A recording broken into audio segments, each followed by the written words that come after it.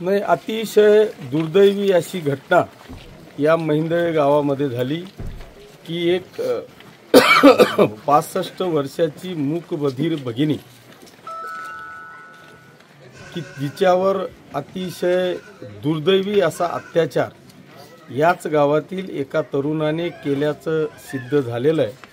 त्या आरोपीला अटक केलेला आहे। जो अत्याचार झाला तो इतका घृणास्पद होता की ते आपण बाईटमध्ये सुद्धा सांगू शकत नाही।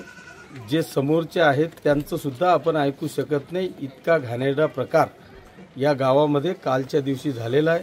आज त्या पीडित कुटुंबाच्या सगळ्या परिवाराला जाऊन मी भेट दिली, सगळ्यांची हितगुज साधण्याचा प्रयत्न केला। त्यांच्या सगळ्यांच्या संतप्त भावना मी ऐकून घेतलेल्या आहेत। त्या संतप्त भावना शांत करण्याचा प्रयत्न आपण केलेला आहे। पण आपल्या माध्यमातून त्या पीडित बांधवांना या निमित्तानं सांगेल की आपण काळजी करण्याची आवश्यकता नाही।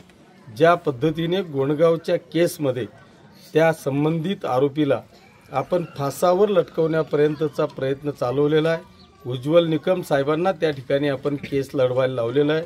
फास्ट ट्रॅकवर ती केस चालू झालेली आहे। येणाऱ्या महिन्या 2 महिन्यातच त्याचा निर्णय लागून संबंधित आरोपी फासापर्यंत पोहोचवण्याचा प्रयत्न आपला सगळ्यांच्या माध्यमातून चालला आहे।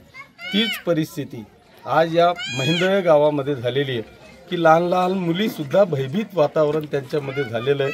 त्याच्यामुळे सर्व पोलीस अधिकाऱ्यांपासून SP कलेक्टर यांच्याशी चर्चा करून येणाऱ्या काळात अशी प्रवृत्ती बळावणार नाही, असा कुठेही घाणेरडा प्रकार होणार नाही याची काळजी घेण्याच्या संदर्भातल्या सूचना निश्चितपणे आपण दिलेल्या आहेत। येणाऱ्या काही दिवसात तात्काळ त्याला या फास्ट ट्रॅक कोर्टात जाऊन याला लवकरात लवकर त्याला या संबंधित पीडित महिलेला न्याय देण्याचा प्रयत्न आपण करणार आहोत।